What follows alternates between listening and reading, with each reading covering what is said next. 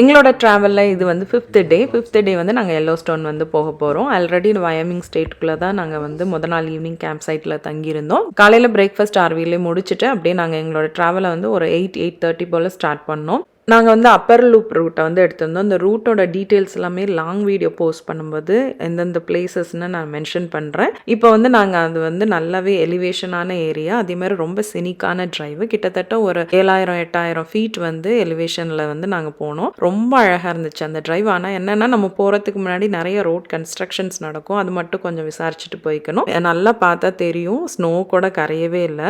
Yellowstone பார்க்குறதுக்கு பெஸ்ட்டான timing வந்து ஜூலை, ஆகஸ்ட். வின்டர் சீசனில் வந்து ரோடெல்லாம் க்ளோஸ் பண்ணிடுவாங்க. அங்கே எல்லோஸ்டோன் வந்து பார்த்திங்கன்னா வயாமிங் ஸ்டேட்டில் தான் முக்கால்வாசி இருக்குது. அதில் கொஞ்சம் வந்து மொண்டானாவையும் டச் பண்ணும். ஸோ இப்போ நம்ம உள்ளே போகும்போதே நாங்கள் வயாமிங்லேருந்து இது வந்து மொண்டானா ஸ்டேட்டை டச் பண்ணிவிட்டு அதுக்கப்புறம் திரும்ப வயாமிங்குள்ளே என்ட்ரு ஆகிடுவோம். லமார் வேலி வந்து பார்க்கலான்னு பிளான் பண்ணியிருந்தோம். ஏன்னா அங்கே வந்து வைல்ட் லைஃப் வந்து நம்மளுக்கு நல்லா பார்க்க முடியும். அங்கே நிறைய நாங்கள் பார்த்தது வந்து பைசன் தான். ஆர்வியை ஓரம் கட்டிட்டு கொஞ்சம் தூரமாக இருந்து பார்த்தோம். அப்புறம் அப்படியே ட்ரை பண்ணி வரும்போது நடு ரோட்லேயுமே நடந்து போயிட்டு இருந்துச்சு.